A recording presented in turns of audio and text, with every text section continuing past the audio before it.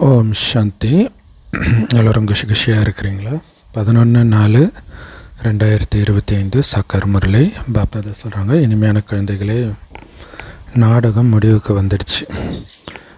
அதனால் நீங்கள் இப்போ வீட்டுக்கு போகணும். அப்போ என்ன பண்ணணும்? இந்த பழைய உலகத்தில் இருக்கிற பற்றை எல்லாம் முதல்ல முடிச்சிடுங்க. வீட்டை நினைவு செஞ்சுக்கிட்டே இருங்க. போக போகிற புது ராஜ்யத்தை நினைவு பண்ணிக்கிட்டே இருங்க. தானாகவே இந்த பழைய உலகத்தில் இருக்கிற பற்றெல்லாம் போயிடும். ஸோ எப்படியும் போய் தான் ஆகணும், சாய்ஸே கிடையாது இல்லையா? ஸோ அப்போ இங்கே எது தண்டனை கொடுக்கும் அப்படின்னா, இங்கே இருக்கிற பற்று தான் தண்டனை கொடுக்கும். ஸோ அந்த பற்றை விடணும். எப்படி விடணும்? நீங்கள் போகிற இடத்த, பரந்தாம வீட்டையும் சொர்க்கத்தையும் நினைவு செய்யுங்க. அப்போ தண்டனையிலேருந்து மட்டும் நீங்கள் தப்பிக்கல, அங்கே சொர்க்கமே உங்களுக்கு கிடைக்கிது. அது மட்டும் இல்லை, இங்கேயே நீங்கள் ஆனந்தமாகவும் இருக்கிறீங்க. ஸோ எவ்வளோ பெரிய ரகசியம் ஒளிஞ்சு இருக்குது இதில் இல்லையா? ஸோ இதை பற்றி தான் சிந்தனை பண்ணிக்கிட்டே இருக்கணும் அப்படின்னு பாபா சொல்கிறாங்க. ஓம் சாந்தி. ஏன் தானம் பண்ணுறது வந்து எப்போ ரொம்ப முக்கியமானதாக கருதப்படுது? ஸோ அப்படிப்பட்ட முக்கியமான தானத்தின் பலன் எந்த குழந்தைங்களுக்கு கிடைக்கிது? அதுக்கு பதில், எப்போ நீங்கள் தானம் செய்கிற அந்த பொருளின் மீது உங்களுக்கு கொஞ்சம் கூட பற்று இல்லையோ, அப்போ தான் அந்த தானம் வந்து மதிப்பு வாய்ந்ததாக கருதப்படுது. ஒருவேளை நீங்கள் தானம் பண்ணிவிட்டு எதை தானம் பண்ணிங்களோ அதையே நினச்சிட்டு இருக்கிறீங்கன்னு வச்சுக்கோங்களேன், அதுக்கு உங்களுக்கு எந்த பலனும் கிடைக்காது. எவ்வளோ முக்கியமானது இல்லையா? ஸோ இப்போ ஞானத்துக்கும் அதுதான்.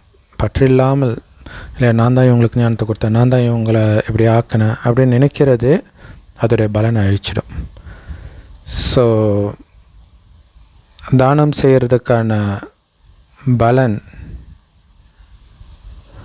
அடுத்த ஜென்மத்தில் கிடைக்கும். அது ஜென்ரலாக பக்தி மார்க்கத்துலேயுமே கூட. ஸோ அதனால் இப்போ இருக்கக்கூடிய அனைத்தின் மீதுள்ள பற்றை நீக்கிடுங்க. ஏன்னா அனைத்தையும் நம்ம பாபா கிட்ட அர்ப்பணிக்கிறோம். என்னதுன்ற உணர்வே இருக்கக்கூடாதுன்றார். எச்சனர்லையா கொஞ்சம் ஞானம் சொன்னாலே குழந்தைங்களுக்கு அகங்காரம் வந்துடுது. என்னது எதுவுமே இல்லை, பாபா சொல்கிறத அப்படியே வாங்கி இன்னொருத்தருக்கு கொடுக்குறேன். இதில் எங்கேருந்து எனக்கு பற்று இருக்குது? எனக்கு இப்படி ஒரு வாய்ப்பு கொடுத்ததுக்காக பாபாவுக்கு நன்றி தான் சொல்லுவோமே தவிர என்னதுன்ற உணர்வு வரக்கூடாது. ஸோ அனைத்தையும் ட்ரஸ்டியாக இருந்து பார்த்துக்கோங்க. கடவுளுடைய சேவைக்கு எதையெல்லாம் இங்கே நீங்கள் பயன்படுத்துகிறீங்களோ, எத்தனை பிரம்மகுமாரி சென்டர், அதாவது ஆஸ்பத்திரி மற்றும் காலேஜ், ஆன்மீக மருத்துவமனை மற்றும் கல்லூரி திறக்கிறோம், அதன் மூலம் எத்தனை பேர் நன்மை செய்கிறாங்களோ அதற்கான பலன் வந்து 21 ஜென்மத்துக்கு உங்களுக்கு கிடைக்கும். ஆனால் நான் கொடுக்குறேன்ற உணர்வே இல்லாமல் இருக்கிறதுல தான் இருக்குது. இல்லைன்னா மாட்டிக்குவோம். இதில் கவனம் கொடுக்கணும். ஏன்னா நிறைய பேர் கொடுத்துட்டு ஐயோ கொடுக்காமல் இருந்திருக்கலாமே, இந்த மாதிரி எண்ணம், கொடுத்ததை திரும்பி வாங்கிறது, இதெல்லாம் எல்லா இடத்துலையுமே நடக்குது. அப்போ என்னென்னா சொர்க்கத்தில் அடையாமல் போயிடுவோம். ஓம் சாந்தி. பவாஸ் கேட்குறாங்க, உங்களுடைய வீடும் ராஜ்யமும் ஞாபகம் இருக்குதா? இங்கே உட்காந்துட்டு இருக்கும் பொழுது இந்த லௌகிக்க வீட்டு பிஸ்னஸ் எல்லாம் நினைக்காதீங்க. நீங்கள் போக போகிற உங்களுடைய வீடு மட்டும்தான் ஞாபகம் இருக்கணும். இல்லை, இது நம்ம பாபா குழந்தை ஆகிட்டாலே நம்ம வந்துட்டோம், பழைய உலகத்தை விட்டு வந்துட்டோம். அப்படி ஸ்தூலமாக புரிஞ்சுக்கோங்க. ஒரு ஊரை விட்டு வந்து ரயில்வே ஸ்டேஷனில் நிற்கிறீங்க, திரும்பி ஊரை பற்றி சிந்தனை இருக்கக்கூடாது. ஏதோ புது ஊருக்கு போகிறீங்க, அதை பற்றி சிந்தனை தான் இருக்கணும். ஸோ அதே மாதிரி தான் இந்த பழைய உலகத்தை விட போகிறோம், புது உலகத்துக்கு போக போகிறோம். எதுக்கு பழைய உலகத்தை நினைக்கிறீங்க? இன்னொன்று, இது அழிய போகுது. அதன் மீது பற்று வைக்க வைக்க உங்களுக்கு துக்கம்தான் வரும். எல்லாமே இந்த யஜ்யத்தில் ஸ்வாக ஆக போகுது. உங்கள் கண்கள் முன்பு முழு உலகமும் தீப்பற்றி எரியும் நினைத்து சொன்னார் இல்லையா? ஸோ அதுக்கு முன்னாடி அதனால் பார்க்காம இருக்கிறது தானே புத்திசாலித்தனம். இந்த ஸ்தூல கண்களால் நீங்கள் எதை பார்த்தாலும், யாரை பார்த்தாலும், நண்பர்கள், உறவினர்கள், யாரை பார்த்தாலும் எல்லாருமே அழியத்தான் போகிறாங்க. அதனால தான் அவங்கள பார்க்காதீங்க, ஆத்மாவை மட்டும் பாருங்கள். எந்த அளவுக்கு அந்த முகம் உங்கள் மனதில் பதியவே இல்லையோ அந்த அளவுக்கு நீங்கள் தப்பிச்சிங்க, இல்லைன்னா மாட்டிக்குவீங்க. ஸோ பாபா உட்காந்து ஆத்மாக்களுக்கு இந்த ஞானத்தை புரிய வைக்கிறார். குழந்தைங்களே, நீங்கள் இப்போ வீட்டுக்கு போகணும், நாடகம் முடிய போகுது. இது 5000 வருட காலச்சக்கரம் இல்லையா? 5000 வருஷம் முடிஞ்சிடுச்சு, இப்போ வீட்டுக்கு போகணும். இதே தான் உங்களுக்கு மைண்டில் ஞாபகம் இருக்கணும். ஸோ இந்த உலக சக்கரம் அனாதியாக நடந்துட்டு தான் இருக்குது. அது முழுசாக சுற்றி முடிக்க, ஒரு தடவை சுற்றி முடிக்க 5000 வருஷம் ஆகுது. ஆனால் அது தொடர்ந்து சுற்றிக்கிட்டே தான் இருக்கும். இங்கே இருக்கக்கூடிய எல்லா ஆத்மாக்களும் கண்டிப்பாக வீட்டுக்கு போவாங்க. இந்த பழைய உலகம் இல்லையா, ஞானத்தை எடுத்தாலும் எடுக்காட்டினாலும் பரந்தாமத்துக்கு எல்லோரும் போயிடுவாங்க. எதுக்கு அழுவுறீங்க? எங்கே போனாங்களோ அங்கே தான் நீங்களும் போக போகிறீங்க. எதுக்கு அழுவுறீங்க இல்லையா? ஒரு பழைய பாட்டு வரும், நீ முன்னாலே போனால் நான் பின்னாலே வரேன்ட்டு. அது லவ் பண்ணுறதுக்காக பாடுவாங்க. பட் இங்கே உடலை விட்டு நீ முன்னாடி போய்ட்டு நான் பின்னாடி வரப்போகிறேன், அவ்வளோதானே. எதுக்கு அழுவணும்? இந்த பழைய உலகமும் அழிய போகுது, கண்டிப்பாக அழிய போகுது. ஸோ எவ்வளோ தெளிவாக பாபா புரிய வைக்கிறாங்க. சிலர் ரொம்ப கஞ்ச பிசினரியாக இருந்து தன்னுடைய சொத்தையே பயன்படுத்தாமல் வீணாக்கிடுறாங்க அப்படின்னு பாபா சொல்கிறார். பக்தி இல்லையா, யாருக்குமே கொடுக்கல, இப்போ அதை கொடுத்து தானம் பண்ணியிருந்தால் அடுத்த ஜென்மத்துக்கு இவர் கூட வரும். அவர் கொடுக்காதனால அனைத்தையும் இவர் இழந்துடுறார், அடுத்த ஜென்மத்தில் ஏழையாக பிறந்துடுறார். பக்தி மார்க்கத்தில் மனிதர்கள் தானம் புண்ணியம்லாம் பண்ணுறாங்க. சிலர் தர்மசாலையெல்லாம் கட்டுறாங்க, ஆஸ்பத்திரி கூட கட்டுறாங்க. ஸோ அவங்களுடைய புத்தி புரிஞ்சிக்குது இந்த தானத்திற்கான பலனை அடுத்த ஜென்மத்தில் அவங்க அடைவாங்க அப்படின்ட்டு. ஸோ எம்ஜிஆர் பார்த்திங்கன்னா நிறைய ஆஸ்பத்திரி ஸ்கூலெல்லாம் மற்றவர்கள் மூலமாக திறக்க வச்சார், அதுக்கு நிறைய உதவி பண்ணார். ஸோ கண்டிப்பாக அடுத்த ஜென்மத்தில் அவர் நல்ல பணக்கார குடும்பத்தில் தான் பிறந்திருப்பார். ஆனால் அடுத்த ஜென்மத்தில் அவருடைய குணம் அப்படியே இருக்குமா அல்லது இந்த உலகம் அவரை மாற்றி இருக்குமான்றது தான் பெரிய விஷயம். ஏன்னா இங்கே யாருமே எந்த பலனையும் எதிர்பார்க்காம பண்ணுறது கிடையாது. ஏதோ ஒரு பலன் எதிர்பார்ப்பாங்க. ஏன்னா யாருமே ஆசையிலிருந்து முற்றிலும் ஈடுபட்டவர்கள்லாம் இங்கே கிடையாது. ஆனால் நிறைய பேர் சொல்கிறாங்க, நான் செய்கிறதுக்கான பலன் மீதெல்லாம் எனக்கு ஆசை கிடையாது அப்படின்னு சொல்கிறாங்க. ஆனாலும் கண்டிப்பாக அவர்கள் செய்வதற்கான பலனை அவர்கள் அடையவே செய்கிறாங்க. உதாரணத்துக்கு, கொஞ்சம் தன்னுடைய காசை ஒருத்தர் தானம் பண்ணுறாரு அப்படின்னா கண்டிப்பாக இதோடைய பலன் எனக்கு அடுத்த ஜென்மத்தில் வந்துடும்ன்றது அவருடைய புத்தியில் இருக்கும். ஸோ எதை கொடுக்குறீங்களோ அதன் மீது உங்களுக்கு பற்று இருந்துச்சு, அது கொடுத்த பிறகும் அது என்னதுன்ற உணர்வு இருந்துச்சு அப்படின்னா அதோடைய பலன் உங்களுக்கு அடுத்த பிறவியில் கிடைக்காம போயிடும். ஸோ தானம் அடுத்த ஜென்மத்தில் பலனை அடைவதற்காகத்தான் கொடுக்கப்படுது. ஸோ பாபா கேட்குறாங்க, எப்படியும் அடுத்த ஜென்மத்தில் உங்களுக்கு பலன் கிடைக்கிது தானே, உங்களுக்கு திரும்ப அது வரதான் போகுதுன்னும் பொழுது எதுக்கு இப்போ அதன் மீது பற்று வைக்கணும்? கொடுத்த ஒரு விஷயத்தின் மீது ஏன் பற்று வைக்கணும்? உங்களுக்கு தானே அது வரப்போகுது. அதனால தான் பாபா சொல்கிறாங்க, இங்கே நீ கொடுத்ததை பற்றி நினைக்காத, அங்கே அடையிறத நினை, இழக்கிறத நினைக்காத, அடையிறத நினை அப்படின்னு சொல்கிறார். ஸோ அதை நினைக்க நினைக்க உங்களுக்கு ஆஸ்தி வந்துட்டு தான் இருக்கும், குணமும் மாறிட்டு இருக்கும். ஸோ அதனால் உங்களுடைய அனைத்து பற்றும் முடியணும் அப்படிங்கிறதுக்காகத்தான் பாபா உங்களை ட்ரஸ்டியாக புரிஞ்சுக்கோங்கன்னு சொல்கிறார். வெறும் ட்ரஸ்டி இது எனது கிடையாது, எனது கிடையாதுன்ற அந்த உணர்வில் இருக்கும்போதே நீங்கள் அனைத்தையும் கொடுத்துட்டீங்கன்னு தான் அர்த்தம். ஸோ அப்போ உங்களுக்கு சொத்து அபகரிப்பு போன்ற விஷயங்கள் நடக்கும்போது உங்களுக்கு வலிக்குது அப்படின்னா எனதுன்ற உணர்விலே இருக்கிறீங்கன்னு அர்த்தம். ஸோ ஒருத்தர் நல்ல பணக்கார குடும்பத்தில் பிறந்தார் அப்படின்னா கண்டிப்பாக முன் ஜென்மத்தில் அவர் நல்ல காரியம் செஞ்சுருப்பார் அப்படின்னு சொல்கிறாங்க. ஸோ ராஜாராணிக்கு ஒருத்தர் பிறக்கிறாரு அப்படின்னா என்ன அர்த்தம்? கண்டிப்பாக அவர் முன் ஜென்மத்தில் தானம் புண்ணியம் பண்ணியிருப்பார். ஆனால் அது தற்காலிகமான விஷயம், ஒரு ஜென்மத்திற்கான விஷயம். நாம் இங்கே படிக்கிறோம், நீங்கள் இந்த படிப்பின் மூலமாக என்ன ஆகுறீங்க அப்படின்னு புரிஞ்சுக்கிறீங்க. ஸோ மற்றவர்கள் பண்ணுற தானம் புண்ணியத்திற்கான பலன் வந்து ஒரு பிறவிக்கு தான் கிடைக்கும். ஆனால் நீங்கள் இப்போ படிக்கிற படிப்பு 21 பிறவிக்கு இதோடைய பலனை அடைய போகிறீங்க. இந்த படிப்பே வந்து அசுர குணத்தை தெய்வீக குணமாக மாற்றுறதுக்கு தான். ஸோ அதனால் தெய்வீக குணத்தை தாரணை பண்ணுறதுல கவனம் கொடுக்கணும். நீங்கள் இங்கே எகிப்திற்கு கொடுக்குற காசை வைத்து தான் நிறைய கீதா பாடசாலை சென்டர் எல்லாம் திறக்கப்படுது. காசு மட்டும் இல்லை, உங்களுடைய உடல் உழைப்பு எல்லாமே. ஒன்றை நீங்கள் தானமாக கொடுத்துட்டீங்க அப்படின்னா அதன் மீதுள்ள பற்று நீங்கள் வந்து முடிச்சிடணும். ஏன்னா அதோடைய பலனை வந்து எதிர்கால 21 பிறவிக்கு நீங்கள் பாபா கிட்டேருந்து வாங்க போகிறீங்க.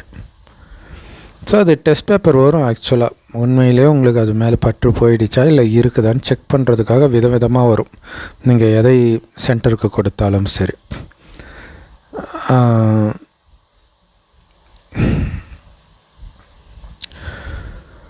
ஸோ இந்த கட்டிடங்கள் எல்லாம் பாபா கட்டி இருக்கிறார் இல்லையா, அதெல்லாம் தற்காலிகமாக தான் இருக்க போகுது. இல்லாட்டினா குழந்தைங்க எங்கே வசிப்பாங்க? ஏன்னா எல்லோருமே அனைத்தையும் பாபா கிட்ட கொடுத்துட்றீங்க. அவர் தான் தலைவன். அந்த சிவபாபா பிரம்மா மூலமாகத்தான் அனைத்தையும் பண்ணுறாரு. ஏன்னா சிவபாபா வந்து சொர்க்கத்தில் ஆட்சி செய்ய போகிறது கிடையாது, அவரோ வள்ளல். அதனால் அவருக்கு எதன் மீதும் பற்று இருக்காது. பாபா வந்து ஸ்ரீமத் கொடுக்குறாரு. உங்கள் முன்னாடி மரணம் நின்றுட்டு இருக்குது அப்படின்னு சொல்கிறார். ஸோ பாபா குழந்தை ஆகிறதுக்கு முன்னாடி நீங்கள் எதையாவது தானம் பண்ணுறீங்க அப்படின்னா அதை மரணத்தோடு சேர்த்து நீங்கள் யோசிக்க மாட்டீங்க. ஆனால் இப்போ பாபா வந்துட்டார் அப்படின்னாலே கண்டிப்பாக பழைய உலகம் அழியத்தான் போகுது. ஸோ இப்போ நீங்கள் கொடுத்தாலும் கொடுக்காட்டினாலும் அது அழியத்தான் போகுது. கொடுத்துட்டிங்கன்னா அங்கே உங்களுக்கு பல கோடி மடங்காக திரும்ப வரும். ஸோ பாபா சொல்கிறாங்க, நான் இந்த பழைய உலகத்தை முடிக்கிறதுக்கு தான் வந்திருக்கிறேன். இந்த ஒட்டுமொத்த பழைய உலகமும் இந்த ருத்ர யஜ்யத்தில் ஸ்வாகா ஆக போகுது. ஸோ உங்களுக்காக நீங்கள் என்ன எதிர்காலத்தை உருவாக்குறீங்களோ அதை வந்து நீங்கள் புது உலகத்தில் அடைவீங்க.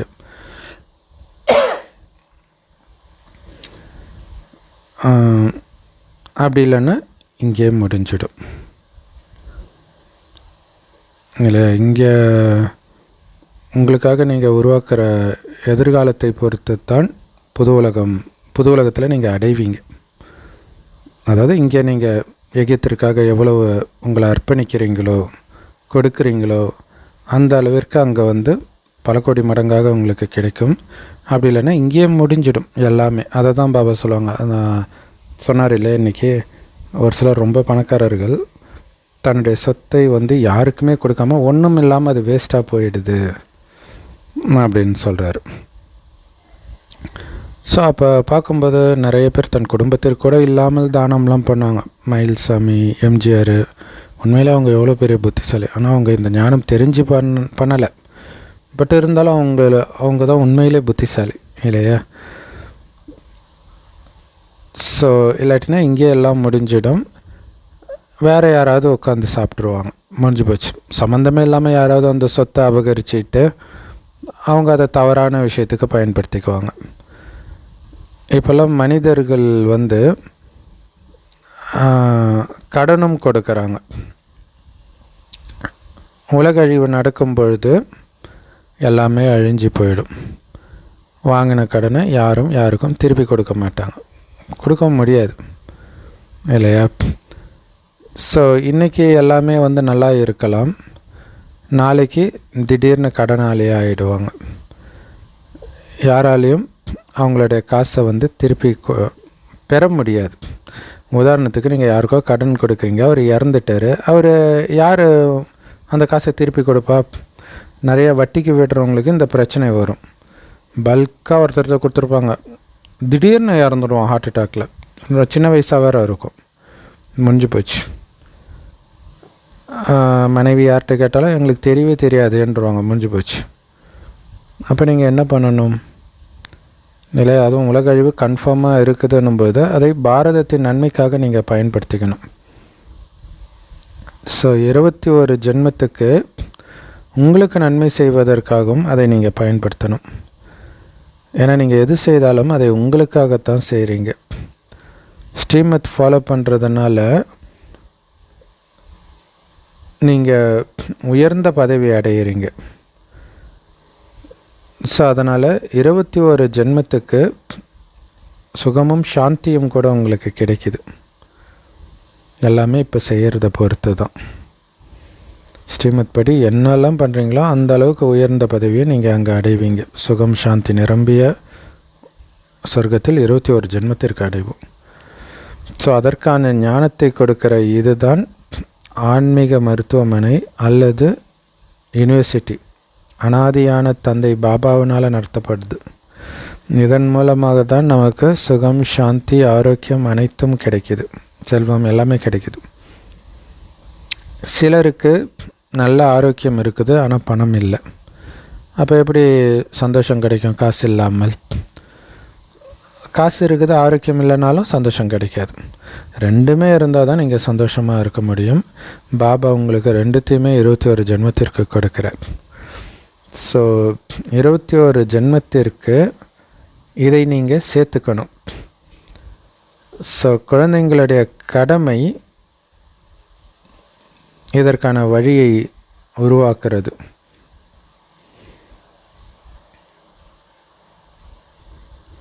ஸோ அப்போ இங்கே தான் நம்ம ஆரோக்கியம், செல்வம், அமைதி, சந்தோஷம் எல்லாத்தையும் சேர்க்குறோம். எவ்வளோ முடியுமோ அவ்வளோ சேர்த்துக்கோங்க 21 ஜென்மத்திற்காக என்றார். எப்படி? ஸ்ரீமத் படி ஞானத்தை மற்றும் எண்ணம், சொல், செயல், பொருள் அனைத்தையும் தானம் பண்ணுறதன் மூலமாக. ஸோ இதற்கான யுக்திகளை உருவாக்க வேண்டியது குழந்தைங்களுடைய கடமை, உங்களுடைய காரியம் இதெல்லாம். ஏழை குழந்தைகளுடைய பாக்கியம் பாபா வந்த உடனே திறந்துடுது. பாபா ஏழைகளின் பங்காளன். இந்த விஷயங்கள் உண்மையிலே பணக்காரர்களின் பாக்கியத்தில் இல்லை. அதனால தான் அவங்க சேவை செய்யலை, அனைத்தையும் இழந்துடுறாங்க. இப்போ பாரதம் தான் இருக்கிறதுலையே மிக ஏழையான நாடாக இருக்குது. ஆனால் ஒரு காலத்தில் மிக உயர்ந்த பணக்கார நாடாக இருந்தது. இப்போ இருக்கிறதுல ஏழையான நாடாயிடுச்சு. காரணம், எல்லா ஆத்மாவும் அழுக்காக இருக்கிறாங்க. ஆனால் சொர்க்கத்தில் எல்லோரும் தூய்மையான ஆத்மாக்கள் இல்லையா? அங்கே ஒரு அழுக்கான ஆத்மா கூட இருக்காது. தூய்மையான ஆத்மாக்கள் இருக்கிற இடத்துல ஒரு அழுக்கான ஆத்மா கூட இருக்க முடியாது. ஸோ அது எங்கே இருக்கும்? சொர்க்கத்தில், தங்க யுகத்தில். ஸோ அங்கே எல்லோரும் சதோ பிரதானமாக இருப்பாங்க. இது கலியுகம், யுகமே தமோ பிரதான யுகம். ஏன்னா எல்லோரும் தமோ பிரதானமாக இருக்கிறாங்க. இப்போ சதோ பிரதானம் ஆகிறதுக்கு தான் நீங்கள் முயற்சி பண்ணிகிட்டு இருக்கிறீங்க.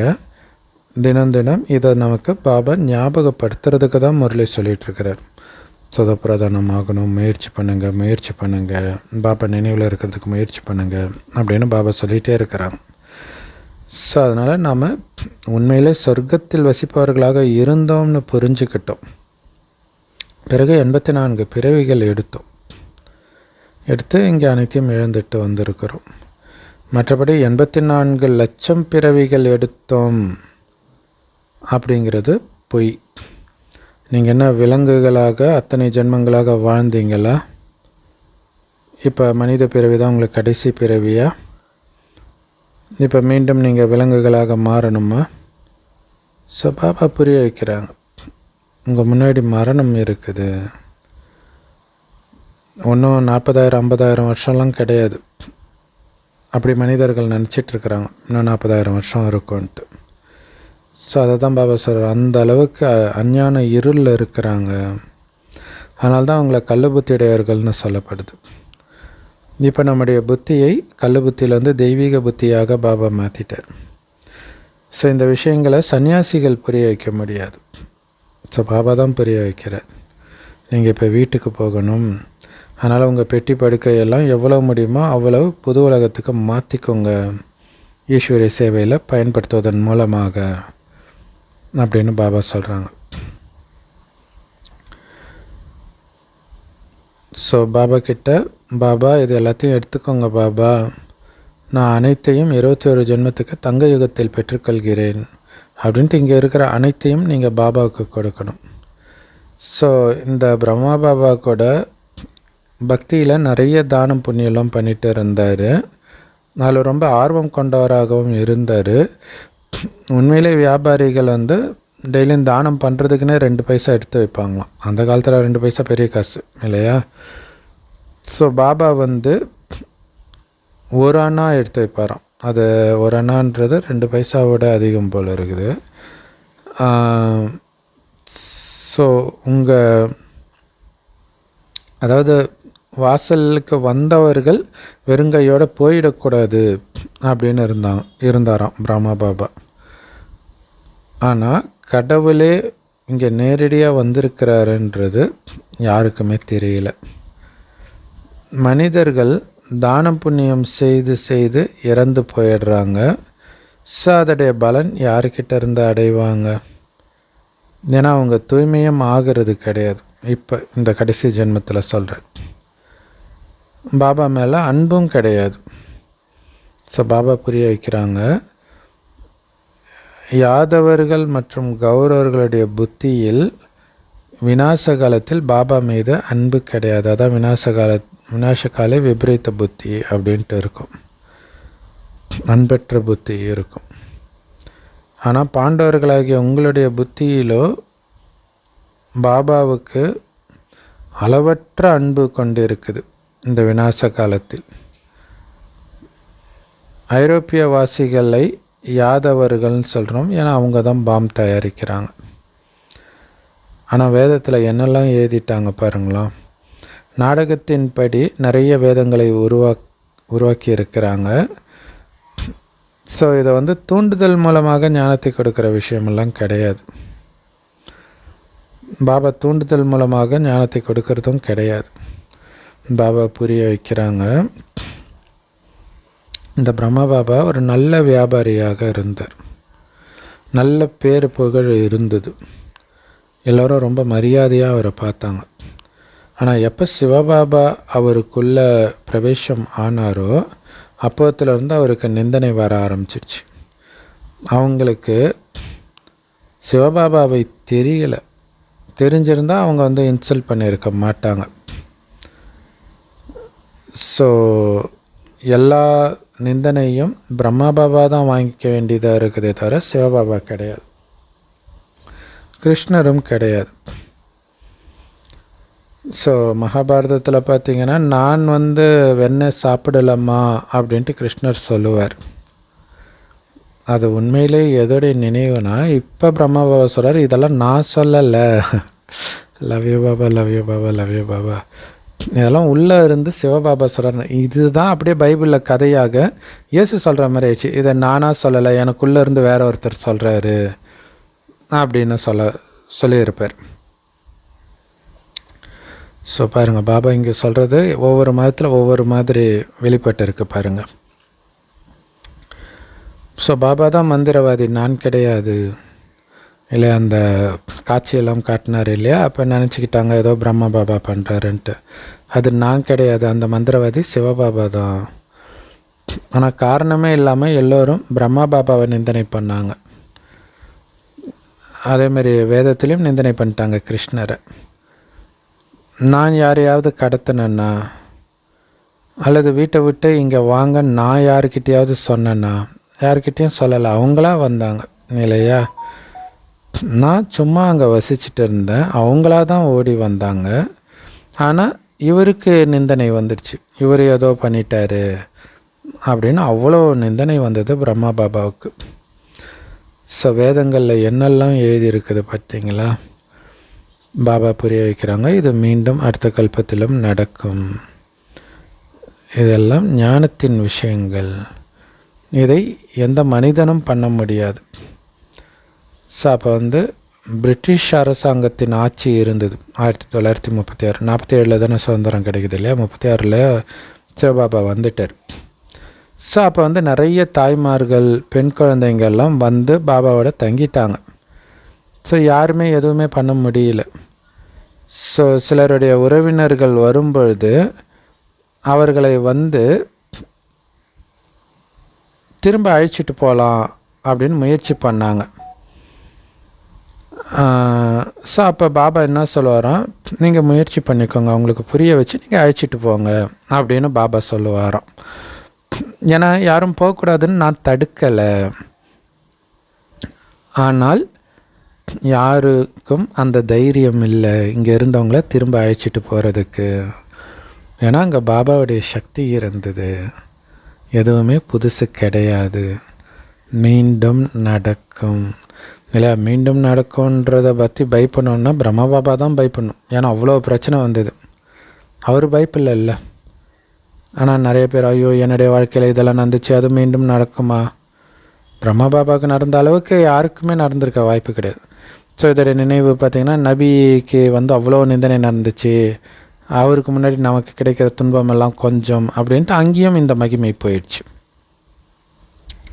ஸோ எல்லா நிந்தனையும் பிரம்மா பாபா தான் ஏற்றுக்க வேண்டியதாக போயிடுச்சு. ஸோ இதுதான் உண்மையிலே திரௌபதியோடைய கதையே நமக்கு இப்போ நடந்துட்டு இருக்கிறது.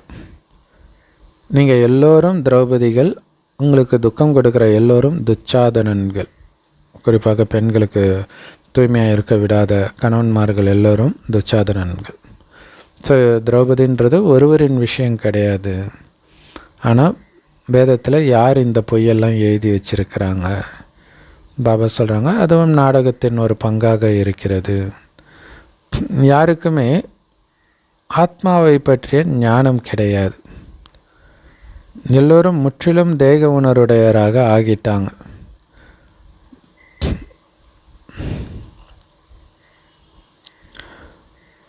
ஆத்ம உணர்வுடையவராக ஆகிறதுக்கு அதிக முயற்சி தேவைப்படுது. ராவணன் உங்களை தலைகீழாக தொங்க விட்டுட்டான் இல்லையா, தலைகீழாக மாற்றிட்டான். ஆத்மான்றதை மறந்து உடம்பு அப்படின்னு நம்ப வச்சிட்டான். அதனால தான் எல்லாம் தேக உணர்வில் இருக்கிறாங்க. மீண்டும் ஆத்ம உணர்வில் வைக்கிறதுக்கு அவ்வளோ கஷ்டப்பட வேண்டியதாக இருக்குது, நம்மளை மாற்றிக்கிறதுக்கு. ஸோ ராவணன் தலைகீழே நிற்க வச்சுட்டான், பாபா வந்து நேராக நிற்க வைக்கிறார். நீங்கள் எப்போ ஆத்மாபிமானியாக ஆகுறீங்களோ அப்போ தானாகவே நான் ஆத்மான்ற உணர்வுடையவராக ஆகிடுறீங்க. மற்றபடி இந்த உடல் நீங்கள் வாசிக்கிறதுக்கான ஒரு இசைக்கருவி இல்லையா, நீங்கள் நினைத்ததை பேசுவதற்கான ஒரு கருவி தான் இந்த உடல். மற்றபடி நான் ஆத்மா, இந்த உடல் மூலமாக பேசுகிறேன் அல்லது இசைக்கிறேன். ஸோ எப்போவுமே இந்த நினைவு இருந்துச்சு அப்படின்னா உங்களால் தெய்வீக குணங்களையும் தாரணை பண்ண முடியும். நேற்றே சொன்னார், தேக உணர்வில் இருக்கும்போது தெய்வீக குணம் தாரணை ஆகாது. தேக உணர்வு அழிந்தால்தான் தெய்வீக குணம் தாரணை ஆகும். ஸோ அதற்கு தான் யுக்தி. நேற்று முரளியோடைய கண்டினியூஷன் மாதிரியே இன்றைக்கி முரளி வருது இல்லையா. ஸோ நான் ஆத்மான்ற ஞாபகம் இருந்துக்கிட்டே இருந்தாலே தெய்வீக குணங்கள் தாரணை ஆகிட்டே இருக்கும். நீங்கள் யாருக்குமே துக்கம் கொடுக்கக்கூடாது. பாரதத்தில் லக்ஷ்மி நாராயணனுடைய ராஜ்யம் இருந்தது.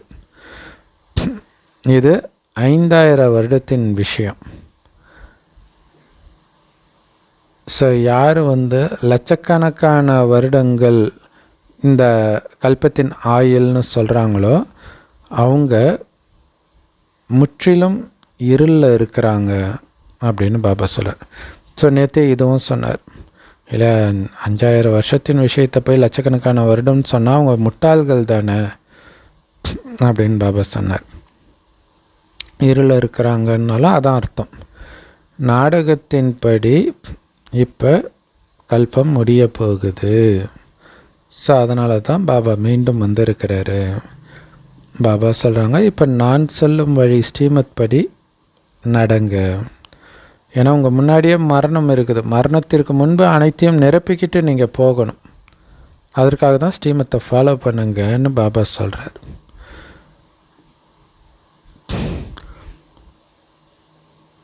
ஸோ இங்கே ஸ்ரீமத்தை என்ன, எல்லாத்தையும் விட்டுட்டு பாபா நினைவிலும் சொர்க்கத்துக்கு போக போகிறன்ற நினைவிலும் ஆனந்தமாக இருக்கிறது தான்.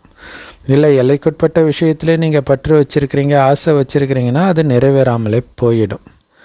ஏன்னா எல்லோருமே இறந்து தான் ஆகணும். இது அதே மகாபாரத யுத்தம். ஸோ எந்த அளவிற்கு நீங்கள் உங்களுக்கே நீங்கள் நன்மை செஞ்சுக்கிறீங்களோ அந்த அளவிற்கு உங்களுக்குத்தான் நல்லது. ஸோ எப்படியும் மரணம் கன்ஃபார்ம் இல்லையா, உலக அழிவு கன்ஃபார்ம். அப்போ எந்த அளவுக்கு ஸ்ரீமத் படி நடக்கிறீங்களோ அந்த அளவுக்கு உங்களுக்கு தான் நன்மை. அப்படி இல்லைன்னா வெறும் கையோட உடலை விட வேண்டியதாக போயிடும். ஏன்னா உங்களை தவிர எல்லோரும் வெறும் கையோடு தான் போக போகிறாங்க. நாமளும் வெறும் கையோடு போகிறதுக்காக பாபா குழந்தையாகி இருக்கிறோம். ஸோ பாபா குழந்தைகளாகி நீங்கள் மட்டும்தான் கை நிறைய நிரப்பிட்டு போகிறீங்க, பணக்காரனாக போகிறீங்க, இறக்கும்பொழுது பணக்காரனாக போகிறீங்க இல்லையா, அவங்களுக்கு தெரியாது அது. ஸோ இதை புரிஞ்சுக்கிறதுக்கு எல்லையற்ற புத்தி வேணும். ஸோ நிறைய தர்மத்தின் ஆத்மாக்கள் இருக்கிறாங்க. ஒவ்வொருத்தருடைய நடிப்பும் தனித்தனியாக இருக்கும். 2 மனிதனுடைய நடிப்பு ஒரே மாதிரி இருக்க முடியாது. ஒவ்வொருத்தருடைய தோற்றம் கூட அதே மாதிரி தனித்தனியாக தான் இருக்கும். ஸோ அப்போ யோசிச்சு பாருங்க, எத்தனை மனிதர்கள் இருக்கிறாங்களோ அத்தனை விதமான தோற்றங்கள் இருக்குது, அத்தனை விதமான நடிப்பும் இருக்குது. இவை அனைத்தும் இந்த நாடகத்தில் பதிவாகி இருக்குது. எவ்வளோ அற்புதமான விஷயங்கள் நினச்சி பார்த்து ஆச்சரியப்படுறதுக்கு. பாபா சொல்கிறாங்க, உங்களை நீங்கள் ஆத்மான்னு உணருங்க. ஆத்மாவாகிய நான் 84 பிறவி சக்கரம் சுற்றி வந்திருக்கிறேன். ஆத்மாவாகிய நான் இந்த 5000 வருட நாடகத்தின் நடிகராக இருக்கிறேன். இல்லை ஒரே ஆத்மா தான் நடிக்குது, வெவ்வேறு உடல் எடுத்து நடித்தாலும் அது அந்த ஒரு ஆத்மாவுடைய நடிப்பு தான். இந்த உடம்புல எவ்வளோ நேரம் நடிக்குதோ அது வரைக்கும் நடிக்குது, அப்புறம் இன்னொரு உடம்பு எடுத்து நடிக்குது. மற்றபடி இந்த நாடகத்தில் வந்து அது தப்பிச்சு போக முடியாது. யாருமே மோட்சம் அதாவது பிறவா நிலை அடையவே முடியாது. நிரந்தர முக்தி இல்லை விடுதலை இந்த நாடகத்திலிருந்து யாருமே அடைய முடியாது. ஸோ அதனால் அதை முயற்சி பண்ணுறது கூட பிரயோஜனம் இல்லாததுன்றார். அடையவே முடியாத ஒன்றுத்துக்காக எதுக்கு முயற்சி பண்ணுறீங்க? பாபா சொல்கிறாங்க, இந்த நாடகத்திலிருந்து யாராலும் விடுபடவும் முடியாது, புதுசாக இல்லாத ஒருத்தரை ஆட் பண்ணவும் முடியாது. இது எவ்வளோ பெரிய விஷயம் இல்லையா? நடக்கவே நடக்காததுன்று. ஸோ இவ்வளவு ஞானமும் யாருடைய புத்தியிலும் இருக்க முடியாது. ஸோ அதனால தான் இந்த ஞானத்தை இப்படியெல்லாம் நாள் முழுவதும் சிந்தனை பண்ணிக்கிட்டே இருங்க அப்படின்னு சொல்கிறார்.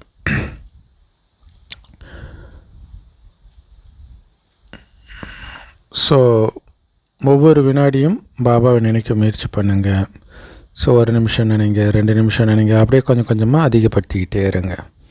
ஸோ எப்படியாவது நீங்கள் 8 மணி நேரம் ஸ்தூல சேவை பண்ணிவிடுங்க, பிறகு ரெஸ்ட் எடுங்க. அதே மாதிரி இந்த ஆன்மீக அரசாங்கத்துக்கு சேவை செய்கிறதுக்கும் கண்டிப்பாக நேரத்தை ஒதுக்குங்க இல்லையா? சரீர நிர்வாகத்துக்காக 8 மணி நேரம்னா இதுக்கும் 8 மணி நேரம் ஒதுக்குங்க. ஸோ இங்கே முக்கியமான விஷயமே நீங்கள் உங்களுக்கு சேவை பண்ணிக்கிறீங்க, அதுதான் உண்மை இல்லையா? மற்றவர்களுக்கு நீங்கள் சேவை செய்வதிலும் உங்களுக்கு தான் நன்மை இருக்குது. நினைவு யாத்திரையில் நிலைத்து இருங்கள். இந்த ஞானத்தின் மூலமாகவும் உயர்ந்த பதவி அடையுங்கள். ஞானம் யோகம் இது 2த்தின் மூலமாக தான் நம்ம உயர்ந்த பதவி அடையிறோம். அதனால் எவ்வளோ நேரம் நினைக்கிறேன் அப்படின்னா துல்லியமாக சார்ட் வைங்க. இந்த ஞானமும் ரொம்ப ரொம்ப ஈஸி.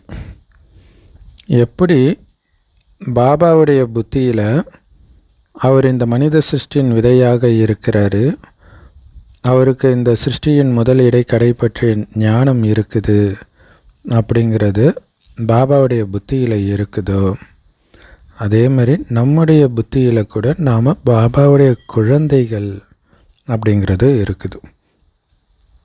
எப்படி இந்த காலச்சக்கரம் தொடர்ந்து ஸ்டாப் ஆகாமல் சுற்றிக்கிட்டே இருக்குதுன்றதை பாபா புரிய வைக்கிறாங்க. ஸோ நீங்கள் உங்களுடைய பிஸ்னஸுக்கு 8-10 மணி நேரம்லாம் கொடுக்குறீங்க. யாராவது ஒரு நல்ல கஸ்டமர் நைட்டு வந்துட்டார் அப்படின்னா உங்களுக்கு கொட்டாவியே வர்றது கிடையாது. இல்லை, ஒரு பெரிய வியாபாரம் கோடிக்கணக்கில் டீல் வருதுன்னா கொட்டாவி வருமா? நான் டைம் ஆகுதுங்க, நாளைக்கு பார்த்துக்கலாம் அப்படின்னு நீங்கள் சொல்லுவீங்களா? இங்கே ஒரு வினாடியும் பாபாவை நினைக்க உங்கள் கோடானு கோடி வருமானம் தான் ஆகிட்டு இருக்குது.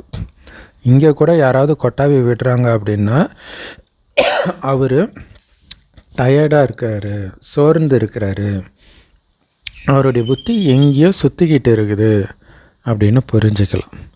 இல்லை, இங்கே அப்படிப்பட்ட வியாபாரம் ஆகிட்டு இருக்குது, லாபம் சம்பாதிச்சுட்டு இருக்கிறோன்னு தெரிந்தால் உங்களுக்கு கொட்டாவி வராது. ஸோ அப்போ இங்கே வருமானம் வந்துட்டு இருக்குதுன்ற உணர்வோடு நீங்கள் பாபாவை நினைக்கணும். அதுதான் முக்கியமான விஷயம். அப்போ தான் குஷியாக நினைக்கவும் முடியும். ஸோ சென்டரில் வசிக்கிறவங்க கூட ரொம்ப எச்சரிக்கையாக இருக்கணும். எந்த குழந்தைங்க யாரை பற்றியும் கவலைப்படாமல் தன்னுடைய படிப்பை பற்றி மட்டும் கவலைப்படுறாங்களோ அவங்க தான் நிரந்தரமாக முன்னேற முடியும். இல்லை, மற்றவர்களை பற்றி சிந்தனை பண்ணிக்கிட்டு இருந்தாங்கன்னா இவன் இப்படி அவன் இப்படின்னு பண்ணிட்டு இருந்தால் எப்படி நீங்கள் பாபாவை நினைப்பீங்க? இல்லையா? தான் உண்டு தன் படிப்பு உண்டுன்னு இருக்கிறவங்க தான் முன்னேற முடியுன்றார். அதனால் மற்றவர்களை பற்றி வீண் எண்ணமே வைக்காதீங்க, இல்லையா? ஏன்னா அப்படி நீங்கள் மற்றவர்களை பற்றிய வீண் எண்ணத்தை வளர்த்துக்கிறதுனால உங்கள் பதவி தான் அழியுது. ஸோ அதனால தான் தீயதை கேட்காதே, தீயதை பார்க்காதேன்னு பாபா சொல்கிறார். ஸோ யாராவது நல்லது இல்லாத, அதாவது கெட்ட விஷயத்தை பேசுகிறாங்க அப்படின்னா ஒரு காதில் வாங்கி இன்னொரு காதில் விட்டுருங்கன்ற. இதை பக்தியிலே சொல்லுவாங்கள்ல, ஒரு காதில் வாங்கி இன்னொரு காதில் விட்டு போயிட்டே இருறா அப்படின்வாங்க. அதை சீரியஸாக எடுத்துக்காதீங்க. ஸோ எப்போவுமே உங்களை பற்றி மட்டும் பாருங்கள், மற்றவர்களை கிடையாது. எந்த காரணத்துக்கு ஒன்றும் படிக்கிறத நிறுத்திடாதீங்க. ஸோ நிறைய பேர் கோச்சிக்கிட்டு முரளி கேட்க வர்றதே நிறுத்திடுறாங்க. ஸோ பிறகு அவங்க வராங்க, வேறு எங்கே போக முடியும்? வேறு எங்கே கடை இருக்குது? இந்த ஒரு ஸ்கூல் தானே இருக்குது. ஸோ அதனால் இந்த படிப்பை விடுறதும் ஒன்று தான், உங்கள் காலை நீங்களே கோடரி போட்டு காலை வெட்டிக்கிறதும் ஒன்று தான்றார். இல்லை, படிப்பை விடுறீங்க அப்படின்னா உங்கள் கால் மீது நீங்களே கோடரியை போட்டுக்கிறீங்கன்றார். ஸோ அதனால் உங்கள் படிப்புலேயே மூழ்கி இருங்க, ரொம்ப சந்தோஷமாக இருங்க. கடவுளே நமக்கு ஞானம் சொல்லிக் கொடுக்குறாரு, வேறு என்ன வேணும் உங்களுக்கு? இதை விட ஒரு பெரிய பாக்கியம், சந்தோஷப்படக்கூடிய செய்தி இருக்குதா?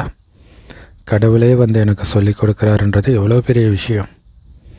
அப்பாவாக, டீச்சராக, சத்குருவாக இருக்கிறார். ஸோ அதனால் அவரோட மட்டும்தான் உங்களுடைய புத்தி யோகம் இணைஞ்சு இருக்கணும். அவர் தான் ஒட்டுமொத்த உலகத்திலும் நம்பர் 1 காதலன். நம்ம எல்லோரையும் உலகத்தின் நம்பர் 1 எஜமானர்களாக மாற்றுறார். இல்லை, ராஜாவை கல்யாணம் பண்ணுறவங்க ராணி ஆகிடுவாங்க. அந்த மாதிரி பாபா நம்மளை ராணியாக மாற்றுறார். பாபா சொல்கிறாங்க, ஆத்மாக்களாகிய நீங்கள் இப்போ ரொம்ப அழுக்காக இருக்கிறீங்க, அதனால தான் உங்களால் பறக்க முடியல. உங்களுடைய சிறகுகள் வெட்டப்பட்டு இருக்குது. ராவணன் உங்களுடைய ஆத்மாக்களின் சிறகுகளை வெட்டிட்டான். ஸோ இதுதான் ராமாயணத்தில் அந்த ஜடாயு பறவையுடைய ரெக்கையை ராவணன் வெட்டுறதாக காட்டுவாங்க. சீதையை கடத்திட்டு போகும்போது சீதையை மீட்கிறதுக்காக அந்த பறவை வரும். அந்த பறவையுடைய சிறகை வெட்டிடுறான் ராவணன். அப்படின்னு அர்த்தம், ஊக்க உற்சகத்தில் பறக்காத போது தான் ராவணன் நம்மளை கடத்துறான்னு அர்த்தம். சிவபாபா சொல்கிறாரு, என்னை தவிர உங்களை வேறு யாருமே தூய்மையாக்க முடியாது. ஸோ எல்லா நடிகர்களும் இங்கே நடிக்க வந்து தான் ஆகணும். இந்த மேடையில் மக்கள் தொகையும் கண்டிப்பாக அதிகரித்து தான் ஆகணும். யாரும் இப்போ வீட்டுக்கு போக முடியாது. இறந்தவர்கள் மீண்டும் பிறந்து தான் ஆகணும். நல்லது. ஸோ அற்புதமான ரகசியங்களை கொண்ட முரளியை கொடுத்த அன்பான பாப்தாதாவுக்கு அன்பு நினைவுகள் மற்றும் காலை வணக்கம். உங்களுடைய அனாதி ஸ்வரூபம் ஆத்மாவை பற்றிய சிந்தனையிலேயே பிஸியாக இருங்க. இந்த படிப்பை பற்றிய சிந்தனையிலே முழு நாளும் பிஸியாக இருங்க. தன்னை பற்றியும் தன்னுடைய படிப்பை பற்றிய சிந்தனையிலுமே முழு நாளும் பிஸியாக இருங்க. மற்ற யாரையும் பார்க்காதீங்க. யாராவது நல்ல விஷயம் பேசலைன்னா ஒரு காதில் வாங்கி இன்னொரு காதில் விட்டுருங்க. ஸோ அதனால் அவங்க சொன்னதை மற்றவங்க அவங்கள பற்றி தப்பாக சொல்லிட்டாங்க அப்படி இப்படின்ட்டு கோச்சிக்கிட்டு படிப்பை விட்டுறாதீங்க. அப்படி படிப்பை விடுறது உங்கள் காலில் நீங்களே கோடலி போட்டுக்கிற மாதிரின்றார். ஸோ உயிரோடு இருக்கும் பொழுதே அனைத்தையும் பாபா கிட்ட அர்ப்பணம் பண்ணிவிடுங்க. அனைத்தின் மீது உள்ள பற்றை விட்டுடுங்க. அது ரொம்ப முக்கியம். அதை தான் சொல்கிறார் இல்லையா. பற்றோட மனத்தை கொடுத்துட்டோம் அதன் மீது பற்று வச்சிங்கன்னா அதற்கான பலன் உங்களுக்கு கிடைக்காதுன்றார். ஸோ அனைத்தையும் பாபாவுக்கு உயில் எழுதி கொடுத்துடுங்க. நீங்கள் வெறும் ட்ரஸ்டி. இது பாபாவோடது. நீங்கள் லேசாக இருங்க. ஆத்ம அபிமானி ஆகுங்கள். தெய்வீக குணங்களை தாரணை பண்ணுங்க.